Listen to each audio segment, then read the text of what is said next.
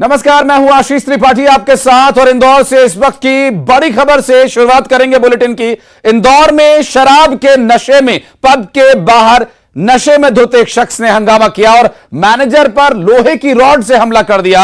हालांकि पुलिस ने आरोपी को हिरासत में ले लिया है। पब में एंट्री नहीं मिलने से दरअसल वो नाराज बताया जा रहा था। सीसीटीवी कैमरे में ये तस्वीर भी कैद हुई। विजयनगर थाना क्षेत्र का ये पूरा मामला। विजयनगर थाना पुलिस ने कार्रवाई करते हुए आरोपी शख्स को हिरासत में लिया। नशे में धुत पब में एंट्री की कोशिश में लगे उस शख्स को जब अंदर नहीं जाने दिया गया तो उसने लोहे की रॉड से मैनेजर पर हमला करने की कोशिश की। कई बार मना करने पर उसे अंदर नहीं जाने दिया गया तो इस बात से वो नाराज हो गया और पहले से ही शराब के नशे में था वो। और ऐसे में इस दौरान जो कुछ हुआ वहां पर उसका सीसीटीवी वीडियो भी सामने आया। पुलिस को इसकी सूचना दी गई और पुलिस ने मौके पर पहुंचकर स्थिति को नियंत्रण में लिया और उस आरोपी शख्स को हिरासत में लिया गया। आपको बता दें कि मैनेजर पर लोहे की रॉड से हमला किया। पुलिस ने आरोपी शख्स को हिरासत में ले लिया है। इंदौर से यह पूरा मामला सामने आया जहां पब के बाहर नशे में धुत शख्स ने मैनेजर पर हमला किया, हंगामा किया। और बात करेंगे हमारे सहयोगी अरुण त्रिवेदी इस वक्त हमारे साथ जुड़ गए। अरुण, अभी क्या कार्रवाई की जा रही है शख्स के खिलाफ, चूंकि कानून व्यवस्था को ताक पर रखकर नशे में धुत शख्स हंगामा कर रहा है, क्या कर रही है पुलिस अभी इसके खिलाफ?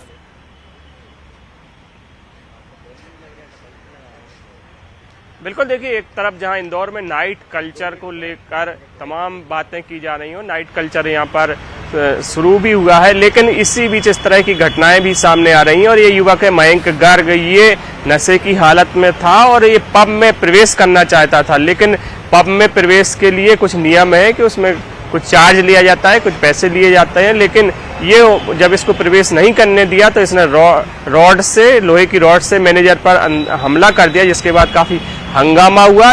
100 डायल को फ़ोन किया गया। उसके बाद पुलिस वहां पर पहुंची, इस युवक को गिरफ्तार कर लिया गया और इसको पुलिस थाने ले गई। इस पर अब आगे की कार्रवाई की जा रही है। पूरा मामला देर रात का है, लेकिन कहीं ना कहीं पुलिस प्रशासन पर ये सवाल खड़े हो रहे हैं कि इस तरह की घटनाएं लगातार इंदौर में जारी हैं और जो पब कल्चर है उसकी वजह से तमाम दिक्कतों का सामना लोगों को करना पड़ रहा है और कानून व्यवस्था की स्थिति भी बिगड़ रही है। ऐसे में तमाम प्रयास किए जा रहे हैं कि इस तरह की घटनाएं ना हो पुलिस के द्वारा, लेकिन इसके बावजूद ये घटनाएं हो रही हैं और इस पर सवाल भी खड़े हो रहे हैं, क्योंकि राजनेता से लेकर जनप्रतिनिधि भी ये सवाल उठा रहे हैं, आम लोग भी सवाल उठा रहे हैं कि नाइट कल्चर की वजह से इंदौर की जो संस्कृति है, इंदौर की जो परंपराएं वो बिगड़ रही हैं और इस तरह की घटनाएं लगातार देखने को मिल रही हैं। इन पर अंकुश लगाने की जरूरत है।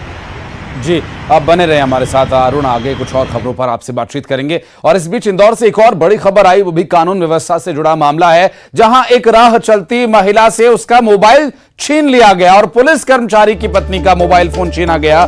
मोबाइल फोन छीनकर भागे आरोपी को सीसीटीवी फुटेज के आधार पर पुलिस ने कुछ ही घंटों में धर दबोचा। पुलिस ने आरोपी आकाश सोनी को गिरफ्तार कर लिया और बताया यह जा रहा है कि इस बदमाश पर पहले भी कई मामले दर्ज हैं। नशे का यह आदी है, नशा खोरी के लिए, उस अपने नशे की लत को पूरा करने के लिए इस तरह की ये वारदातों को पहले भी कई बार अंजाम दे चुका है।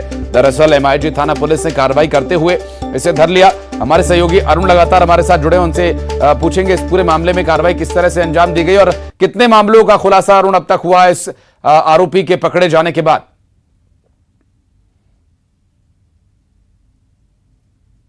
देखिए, आदतन अपराधी है और नशे की लत को पूरा करने के लिए ये इस तरह की वारदातों का अंजाम देता है। लेकिन सबसे बड़ा सवाल यही है कि जब इस तरह का ये आरोपी है और मोबाइल लूट जब पुलिसकर्मी की पत्नी से हो गई, उसके बाद पुलिस सक्रिय हुई। हालांकि अभी कुछ दिन पहले हाई कोर्ट के सामने भी एक महिला का जो मोबाइल है वो लूट कर ले गए थे और बड़वानी में तो कलेक्टर की पत्नी की जंजीर तक लूट कर बदमाश ले गए। तो इस तरह जो कानून व्यवस्था है वो उस पर कहीं ना कहीं सवाल खड़े रहे हैं। इंदौर में जिस तरह से इस तरह की घटनाएं सामने आ रही, मोबाइल छीनने की, जो महिलाओं के गले से जंजीर और आभूषण छीनने की घटनाएं हो रही हैं, इसमें कहीं ना कहीं वही लोग शामिल हैं जो नशे के आदी हैं, नशेड़ी हैं और वो अपने नशे की लत को पूरा करने के लिए इन घटनाओं को अंजाम दे रहे हैं। लेकिन पुलिस को इन पर अंकुश लगाने की ज़रूरत है, क्योंकि जिस तरह की वारदातें लगातार बढ़ रही हैं उससे कानून व्यवस्था पर सवाल उठ रहे हैं, लोग भी अपने आप को असुरक्षित महसूस कर रहे हैं और पुलिस पर जो विश्वास है जनता का वो भी उठ रहा है। ऐसे में पुलिस को ज़्यादा सक्रिय रहने की ज़रूरत है और ऐसे लोगों पर सख्त कार्रवाई करने की ज़रूरत है जो इस तरह की घटनाओं को अंजाम दे रहे हैं। जी अरुण, बहुत शुक्रिया आपका इस पूरे मामले पर जानकारी के लिए।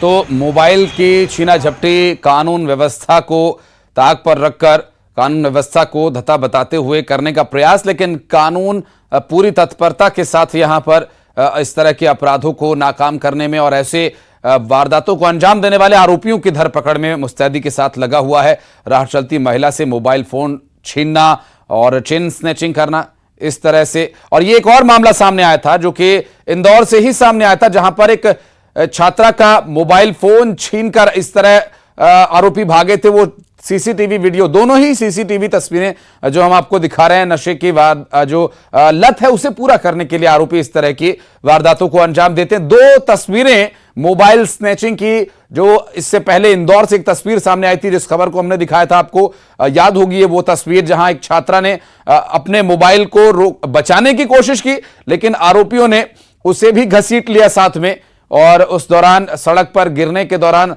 हल्की चोट भी उस युवती को आई।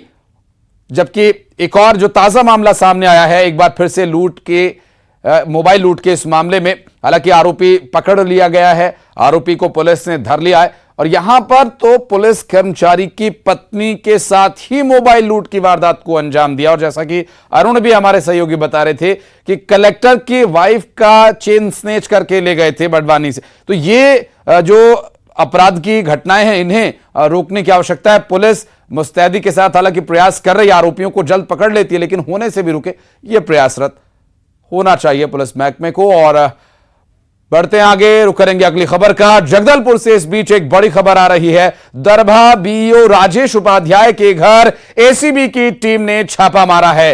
आय से अधिक संपत्ति के मामले में छापेमारी का ये पूरा घटनाक्रम सामने आया। दरअसल राजेश उपाध्याय के घर तड़के सुबह टीम पहुंची और दस्तावेजों को खंगाल रही है एसीबी की टीम। और दरभा बीईओ राजेश उपाध्याय के घर पर पहुंचकर उन दस्तावेजों को खंगाला जा रहा है जिससे आय का जो सोर्स है पता चले। और आय से अधिक संपत्ति के इस पूरे मामले में दरभा बीईओ के खिलाफ कार्रवाई अभी चल रही है। श्रीनिवास नायडू हमारे सहयोगी इस वक्त हमारे साथ फोन पर मौजूद हैं और उनसे बात करेंगे। अभी क्या डिटेल्स मिल पा रही है श्रीनिवास? ये बस्तर जिले के दरभा ब्लॉक का मामला है, जहां पर जो बीओ है राजेश उपाध्याय के घर में आज सुबह तड़के 5 बजे के आसपास एसीबी की टीम ने दबिश दी है। आय से अधिक संपत्ति का मामला प्रथम दृष्टया सामने आ रहा है। इसको लेकर एंटी करप्शन की टीम सुबह दबिश दी है और दस्तावेज को खंगाले जा रहे हैं। हमारे एंटी करप्शन जो टीम है उनकी इंचार्ज से बात हुई, उन्होंने कहा कि 2 से 3 घंटा और लगेगा, जांच जारी है, इसके बाद ही स्पष्ट हो पाएगा कि आखिर दस्तावेज में क्या मिले। साथ ही बताया जा रहा है कि जो पाठ्य पुस्तक निगम के जो पूर्व महाप्रबंधक अशोक चतुर्वेदी, उनके रिश्तेदार है बीओ राजेश उपाध्याय। तो ये बात पूरे खुल के अभी सामने नहीं आ पा रहा है कि कारण और भी क्या हो सकते हैं, लेकिन हाँ ये जरूर है कि आय से अधिक संपत्ति का मामला प्रथम दृष्टया सामने को मिल रहा है और अभी कार्रवाई लगातार जारी है एंटी करप्शन टीम के द्वारा। बहुत शुक्रिया श्रीनिवास आपका इस जानकारी के लिए।